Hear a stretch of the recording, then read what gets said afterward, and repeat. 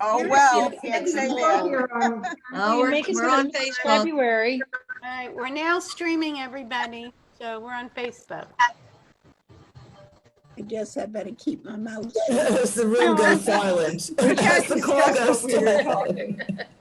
As I'm glad you all saw that. Sorry, I had a few meetings right before this, and I believe I don't see her yet, but I believe that Debbie had a prior engagement today as well, so Whoops. she won't be on. I'm just going to mute everybody. Yes, please. So we I can did. together. As you see, we're streaming, which is good. We just had a meeting with someone in Israel, and she said to me, "I see you streaming every day and showing the service." So it's really great. You never know who's watching out there and who's listening and who's taking it all in. And I think it's just, I think it's just a great service that we have, literally a service, but that you can be together on Zoom. You can watch it at another time. And so many people are watching it on Facebook and really telling the world what Women's League for Conservative Judaism is all about. It's hard to believe that we're almost up to a year of being together. So it's nice to have this stability during the day out here on the Jersey Shore and outside of Asbury Park. I cannot imagine the snow ever melting. It is piled high. It's quite amazing. And apparently the streaming is good and the internet is good, since all 3 children are learning at home today, as it is in the entire community. So we are going to start with Mishaberach. Dina Gordon, good to see you. I know you've had some computer and phone issues. We all know that she's not Dina Gordon, so in a little while I'm going to check your name and make it with a G. I just want to confirm, are you able to read the Kaddish list today, or do you want me to have somebody? No, okay. So I'm hoping that Toby or Debbie will be on here, and if they're not. I'm here and I just updated it, but Toby, You're you awesome. feel free to read too. Okay, if you want to read it, that's good. Thank you. I've got it. Excellent. And okay, so I have my slides together, and today we'll be learning 3:11. Don't worry, I know that I have to make it bigger. And I want to thank Gilda, who will be singing Mishaberach for us. And please do pause in between paragraphs so we can recite the names of all of our loved ones. Mishaberach Avotenu Makor habracha Imotenu. May the source of strength, who bless the ones before us, help us find the courage to make our lives a blessing, and let us say Amen.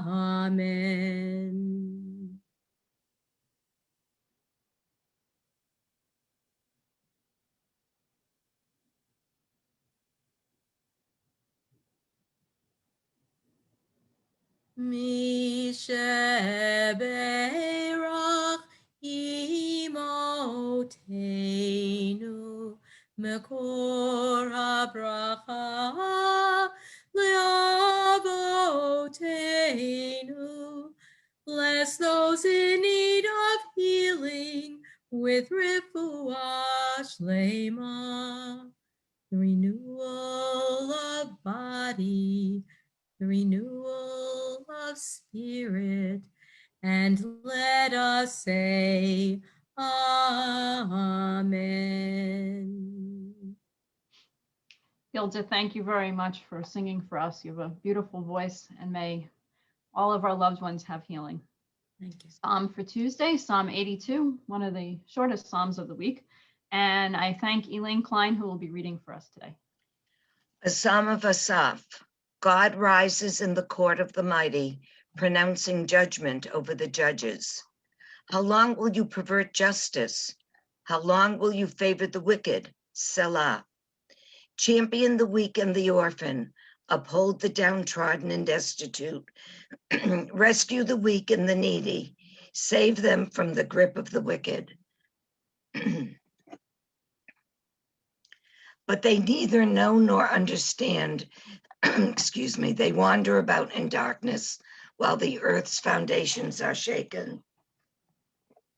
I thought you were godlike, children of the Most High, but you will die like mortals, like any prince will you fall.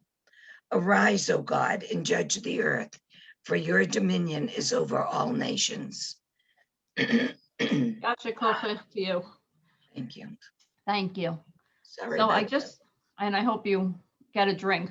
Sounds like you need water. If I was there, I would get you a glass of water. So one day we'll be together and I could do that. I do have it right here. Okay, good. I was just telling someone on a call that we not only study and learn together and pray together, but we care about each other here. It's a type of Bikur Cholim. So I just came up with an idea that I'll tell you that I wanted to share something with you and I wasn't sure how I was going to frame it. So this is how I'm going to frame it. And if anyone else at the end or at some point during our weeks has this, tell me. It's called Pirkei Avot moments, where what we have learned together has popped up in conversation. Now, it could be that because I'm a rabbi, these things happen to me. My poor children, they know that, they're not poor, but that they know that mommy's going to teach them something related to Torah in some way all the time. And I have to tell you, in one conversation with my daughter last night, yesterday's Pirkei Avot and today's Pirkei Avot came up. It was lovely. She was telling me about her anthropology class through the Georgian Court University. It's a college course that she takes. And she said the teacher has taught chapter 2 3 times already.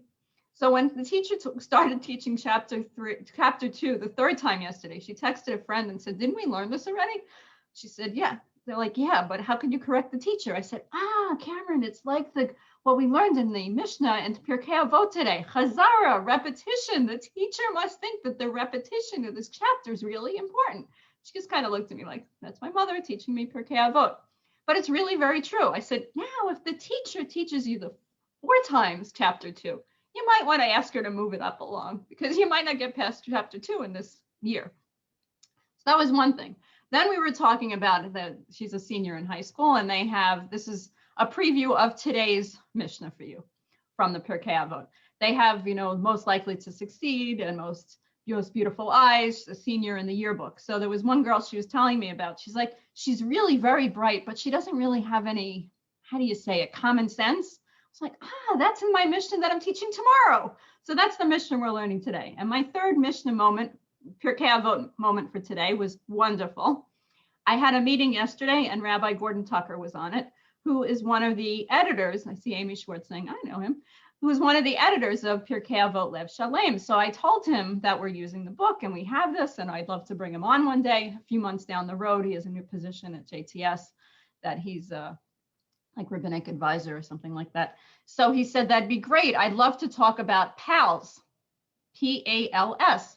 And I was like, I never thought of it that way. Pirkei Avot Lev Shalem. So he calls it PALS. I'll put that in the chat just so you can see the visualization of that. So it was like brilliant. I was like, I never heard of it that way. But I guess after you work on a book for so long, you have some cute saying for it. So those were my Pirkei Avot moments for just in one day that I wanted to tell you. So think about it when Pirkei Avot comes up for you. I love listening when Edna Schrank talks about the Legacy Society, and she starts with a quote right from Pirkei Avot when she explains it. So it comes up all the time. So later on, if you have something to share, you could. So I gave you a taste of today's already. We're learning from Rabbi Hanina ben Dosa. As you can see from the font, it's a shorter Pirkei Avot teaching. That's why it can be in bigger print. So Rabbi Hanina ben Dosa liked to say, all those whose fear of sin, got a word, takes priority over their wisdom will endure. But all those whose wisdom takes priority over their fear of sin, their wisdom will not endure. So we're going to have to break that down because that's a little confusing, and also the translation could be a little confusing. So as always, I want to tell you who we're learning from. Rabbi Hanina ben Dosa was a wonder worker. He was a mystic. He was a student and colleague of Rabbi Yochanan ben Zakkai. He lived in the 1st century of the Common Era in Arav, which is located in the Lower Galilee. He was extremely pious, and that was one of the things that distinguished him, and he was zealous in his observance of mitzvot. He was widely known for his saintliness. for his efficacy of his prayer and for his the wonder workings that he would do. Rabbi Yochanan ben Zakkai, it said in Brachot, in the Tractate of Brachot, compared Hanina ben Dosa to a servant of the king who has a steady access to the monarch. So he was so, in a way, if you want to think about that, he was so zealous in his mitzvot that he had like a upper connection to the monarch. And who was that? Hashem, to God. So he was so connected to God. He was a servant of God, and he had, they say, access to the King of Kings. So he really, when he spoke, it was like, some people say you're supposed to put a note in the kotel, and that's like a closer connection to God. I don't know about that, but some say that. And it seems as if Rabbi Hanina ben Dosa had that connection to God, that he was so zealous that when he prayed, it was like an extra connection. So what is he teaching here? It's basically an idea about balancing your knowledge, your wisdom, and yirat chet, your fear of sin. Why are you learning all of this? So I'm going to connect ahead. Think about this coming, it's hard to believe, but this coming Shabbat is Mavarchim HaChodesh already. It means that we're marking the new month of Adar, and we're going to have blessing of the new month. And then actually Rosh Chodesh will be the following Shabbat. So in Birkot HaChodesh, and the blessing of the new month, we first ask for yirat chet. We ask for fear of sin, so that we have some humility of knowing before who we stand, is the way I like to think of that. And then we ask for ahavat Torah, the love of Torah. Because you have to have that fear of sin, and then you can have the love of Torah. Torah can only be loved by someone whose reflexive actions are already attuned to the message that Torah seeks to convey. So you can't just sit there and learn and learn and learn all day and then be a jerk. You got to put into action the good midot and the good character traits and personality traits that we learn in the Torah. You have to not only study it, but live the life. So you have to really have that humility, that fear of sin, and then you can realize how important it is to love Torah. Because if you only love Torah and you're not a good person, you're not learning properly. So here we're talking about the relationship between the individual and wisdom. Can wisdom imbue one's life with meaning? With the wisdom that we get, the chokhmah, we have to have reverence as well. But we need to actualize that knowledge and what we're learning. And Rabbi Hanina taught that those who fear of sin takes priority over their wisdom. So one needs to develop a functional moral consciousness. What many are saying is the moral compass. You can't just have the knowledge and the wisdom and the chokhmah, you have to have the moral compass. And before attaining that wisdom, or wisdom will have no meaning if you don't have that moral compass, and nothing will be as important as all the different parts of the knowledge. So you also need to take all that chokhmah, that knowledge, and see how you can put it into action. How you can learn how. You might sit there and say that we need to help the orphan and the widow and the poor person and the stranger, but how, just not reading the words, but how can I actually do that? How can I put it into action? And going back to the idea of the fear of God first, we can learn that from Proverbs, which teaches in the first chapter, the 7th verse. The beginning of wisdom is reverence for God. You really need to not just be book smart, but you need to realize that there's somebody above us, that there's a higher power. It's not just all in the words, it's in the fear that God is there as well. In the Babylonian Talmud in Shabbat, it teaches that the one who's learned it in Torah, but does not revere God, is like the gatekeeper who's been given keys to their inner doors, but not the outer ones. How's that person able to enter? So if you only have the inner door and not the outer door, you still can't get into the office. You still have to get both keys. You have to be able to know both. You have to know the wisdom and the fear of God. You have to have that moral foundation in addition to what we're learning. So it goes back to some of the other teachings that we had in previous chapters. If we review in chapter 1, teaching 17 in Pirkei Avot, there was a discussion over which is more important, Torah, learning, or Maaseh. And there it said, one's performance of Torah must exceed one's wisdom, because wisdom without observance cannot endure. So I put it into perspective of what I said, how I taught my daughter this yesterday, that there are many people we know out there that are really book smart, and the seichel, the common sense, is just not there. They just, like, they can read the book, but they don't have it. And the corollary is true too. There are plenty of people who are book smart and street smart and have the seichel, but the street smarts, the seichel they have, but the sitting in the book, they don't necessarily have. A life of a mensch is a combination of both, that we hope to be able to have both that wisdom and see how we can put all the different knowledges that we have all together to really live a life that is helping others. So 2 of the questions, I'm going to try this today. And if it doesn't work, I have more to say. But I'm going to put out 2 questions to all of us after getting that wider point of this. What is the essence of wisdom? And the other question is, why gather wisdom? So it's very different. It's what's the essence and why gather it?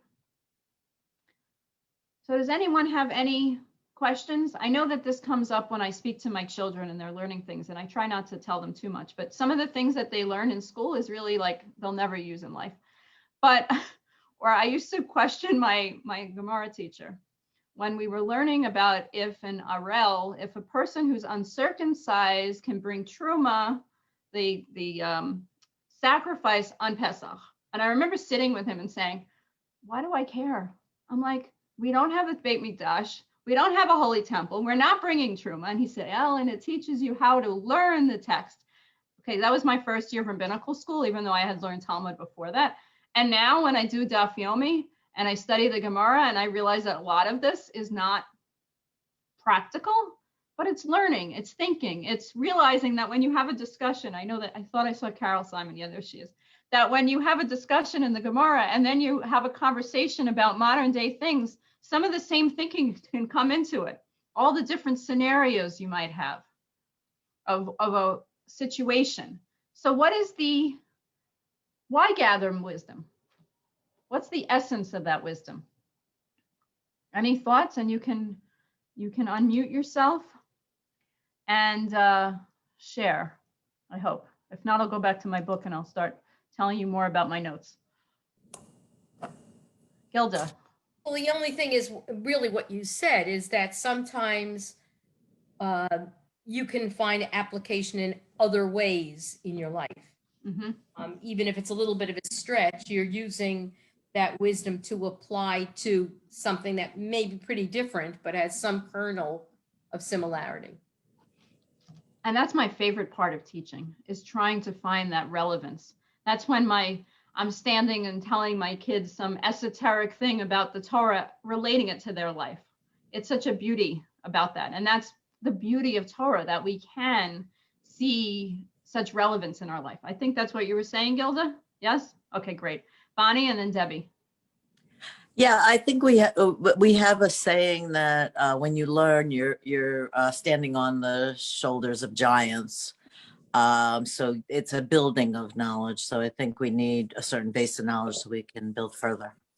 Great. Building of knowledge. And it's so important. It's one of the things that I mentioned quickly, that there's so many different types of knowledges we have that we have to build them together and know that where we're coming from and who came up with that knowledge previous to us, and always remember who came before. And that we're I have another comment. Yes. Unless you still want to do your questions first. No, keep going. Another comment is, years ago, probably decades ago, I heard about a rabbi who was jailed for doing something illegal, and he was upset because he couldn't get kosher food. And I cried out to the screen. It's like, but you sinned, you did whatever was, the crime. I don't think God really cares that you're not keeping kosher now, against your control. He couldn't get the kosher food wherever he was. Now they also have kosher food in jail, right. But, there could be incorrectly jailed, but he was convicted of something that was terrible. So I think that directly applies to the Pirkei Avot reading today. Thank you. And I think, I don't remember if it was in my notes for today or yesterday's, also the idea of priorities that we have. So his priority at the time was keeping kosher. So I saw Debbie Lampart's hands up and then Sandy Berenbaum. Two things. I know my kids have often said, oh, why do I have to learn this, especially in college? And I said, college is not about necessarily absorbing all the knowledge. They're teaching you how to think. It's a different way of thinking, and different classes teach you different ways of thinking. I guess to your comment of wisdom, there's a phrase commonly used in my house for many different things. Just because we can, should we? I think wisdom is knowing that we have the power to do things, but knowing when it's appropriate and should we. Great. And I hope I remember. I want to go back to that comment. Sandy Berenbaum? First, let me start with you can't fix stupid. Knowledge is what you gain. I'm sorry, it's my sense of humor. Knowledge is what you gain throughout your life in the experiences that you have. And wisdom is applying what you learned in all the things that you create in the future. But again, you can't fix mine. Huh? I'm adding notes to my book. But again, you can't fix stupid. So to combine the two of what Sandy and Debbie said, there's a teaching in the Tractate of Brachot. The goal of wisdom is repentance and good deeds. So what Debbie had said was that we teach things to know what happens when you come to a situation, when you have such an experience. When I was reading about this, I was thinking about how we have, from a very early age, they have drug prevention information that is taught in the schools, so that when a child is approached later in life, they know what's appropriate and what's not, what's right to do and what's wrong. And that's how both these experiences and the knowledge that we impart on people, then when they come to a situation, they know what their choices are. Life's about priorities and choices. And if we hand over the proper information to people, and if they realize that when they have that wisdom and that choice, they also have Yirat Hashem and Yirat Chet, that the fear of God and the fear of sin, that even if no one's going to see me do it, God's going to still see me do it. And somehow mothers always find out what their kids do. So that they still have that fear and that knowledge, but they can still live life. And I believe what Sandy had said also, that it's so important when that experience, that the idea of experience and wisdom, like they gave us the tools in school of how to be a rabbi, but it didn't really happen till they put us out there and said, now you have the title and you got to go experience it. I mean, just think of those doctors. They sit usually in most medical schools for the first 2 years, they learn, and then those clinical years when they're out in the wards and they're really learning, that's when you really get it. Someone doesn't know life until they experience it. You can sit around, I have books around my house everywhere and in my office in Manhattan, but it's just book smart. You really need that street smart and that seichel to really experience. Eileen. You know, yeah, Debbie Lampert, what was the expression you said you use in your house? Because that's what I'm relating this to, and now I forget what you said it was. Just because we are able to do something doesn't mean that we should. Yeah. So, and Rabbi, I wondered if this is what you were getting to. Amanda, I forget the poet from the inauguration. Borman. The sentence, I know that a lot of people love when she said about be the light. I loved what she said in the beginning about, and I know I'm not quoting it correctly, I should have Googled it, but it was something like the norm that it just is, the answer like just is, doesn't mean it's justice. And she used that play on words, and it just reminded me of what Debbie just said. I find that, I mean, that's something I would needlepoint. I like that. Yeah, I love study of language, and that really studied it. Just because it is, isn't justice. Right. So. And those two comments, both what Eileen said and Debbie's, it relates into so many parts of our life. I mean, from the mundane of just because a piece of cake's there and you're trying to not eat sugar, doesn't mean you need to have it. Just because someone's offering you a certain food or a certain drug you shouldn't have it. Just because you could go out, maybe you shouldn't go out today because it's freezing cold and it might be icy on the ground. So there's so many ways that Pirkei Avot can really talk to life in general and to every age group as well. Think about the fact that we give our children that knowledge of how to move their feet so that they walk. And then eventually they're running and they're going everywhere and and you're so excited when they can first climb up. And then when they're climbing on the cabinets, not that this ever happened in my house, and I'm actually not joking, it never happened in my house. But then you see kids like, oh, look how cute, they can climb on the cabinet. You see, they learned how to climb and now they can climb everywhere. Like, you need to have perspective on what we learn to do and to put everything in, to realize that there's bounds to our knowledge and our wisdom and to use it all appropriately. And that most important of this teaching is that to not just sit there and learn everything, to really put it into action of how to help people. And what Eileen said that Amanda Gorman said is so true. And this is what Pirkei Avot is. It's ethics of our ancestors to teach us how to live an ethical life. So I hope that I saw most people who wanted to share today. Oh, Marlene, and then I'll go back to Debbie. It's a repeat, but since Rabbi Ellen, you weren't here on Friday, in the teaching that I did on Rabbi Ben Zoma, who is wise, apparently Rabbi Yitzhak Greenberg, who made comments supporting the social justice commentary book, said that what is wise in one situation may be foolish or even life-threatening in another, and your example of going out when it's ice and snowy, so it's not like a one-size-fits-all. You can't just say the answer is, it's circumstances, and it does reflect, a triage of values in terms of what are your priorities, what are your choices, and what are you going to do and why. Right. So that was very true. So we've really spoken about how it's priorities, it's values, it's choices, it's how we use that knowledge to do tikkun olam, to make this world a better place than we found it and to leave it better for the next generations as well. So there are many people that are no longer with us who we have to thank for giving us the world that we have. That's my introduction to Debbie Lampard, who I believe will be reading our names of our loved ones who we're saying Kaddish for. I think Toby's going to I read. won the coin. Oh, you are? toss Okay, I'm today. sorry.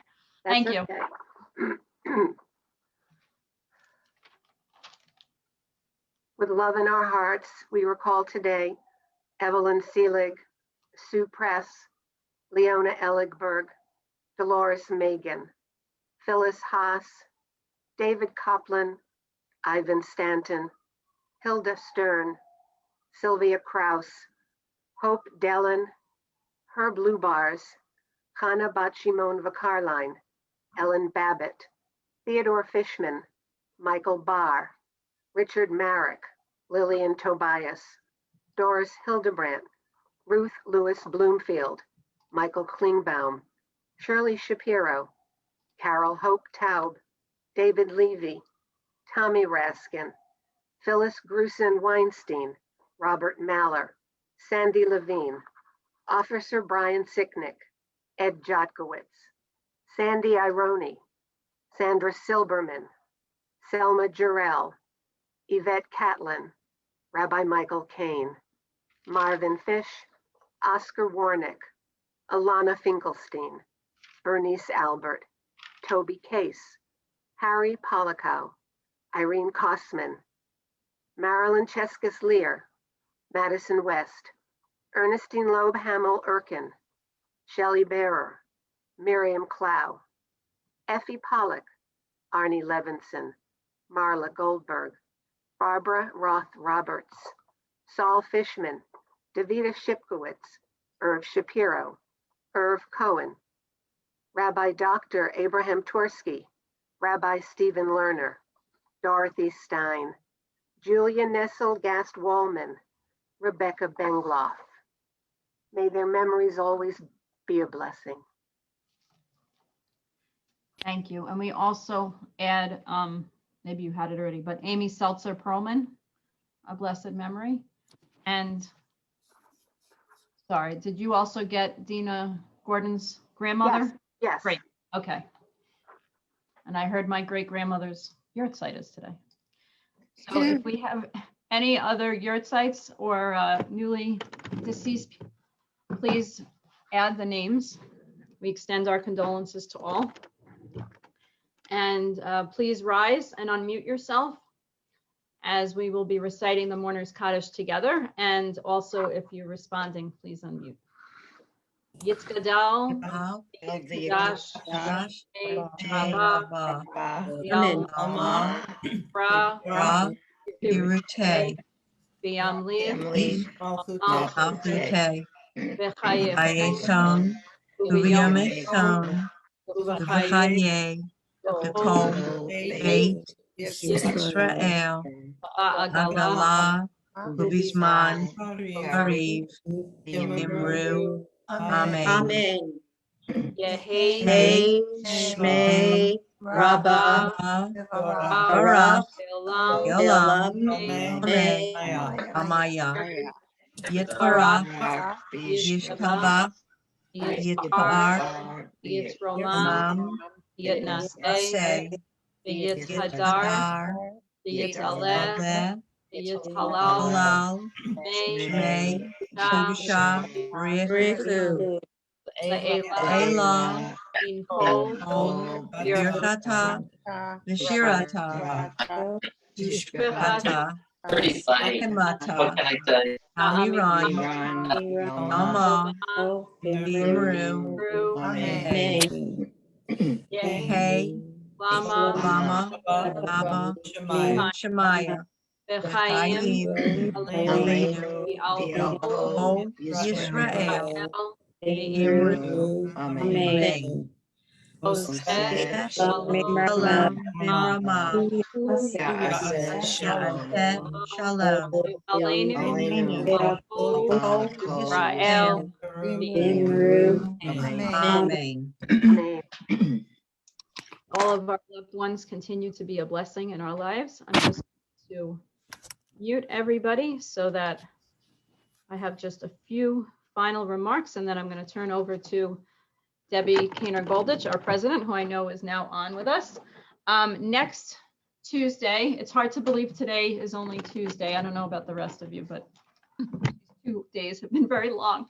And I have to remind myself, thank God, I don't only write the Pirkei Avot that I'm teaching, but the day of the week, so I remember what day of the week it is. So next Tuesday, I believe it is, I'm going to check my calendar, yes, is our first Masorti Women's Day of Study, February 9th, which will be beginning at noon. And so Eastern time, sorry, I think in Eastern time, at least I know what time zone I'm in. And we're going to have our Makom B'Yachad at 11 a.m. So we can all go on that. If we thank you for the Giving Tuesday, which was an incredible response where we raised money for Masorti Women's Day of Study. And those who have donated $36 can register gratis. And we thank you for your donations, but you do have to register. So we are probably sending out another information about how to register. There are 3 unique days of the days of study. I just put my book away, but I don't know about you, but I try to do 1 week at a time. But if you're taking notes, the first one is February 9th. The second one will be February 23rd. So each of those days will be Makom B'Yachad at 11. But the more important thing is that you need to know to register for each of them and just check to see who's giving what. If you haven't spoken Spanish in a while and want to test your knowledge of Spanish or French or Russian or Hebrew, you can. I don't know about all of you. I like to just listen in English. I occasionally go to the Hebrew ones, but they're all in different languages and you can really study. I think there are 2 or 3 sessions each time. So if you go to all of them, you can study with probably 9 different people, which is just like incredible. And it's a great opportunity to see the melting pot and really feel connected to our sisters in Israel. So Debbie, I see you right there and it's all yours. And also in French, the lessons are going to be offered in French. Too. Yeah, in French this year. So thank you, Rabbi. That's exactly what I was going to talk about. I've been on the whole, most of the time.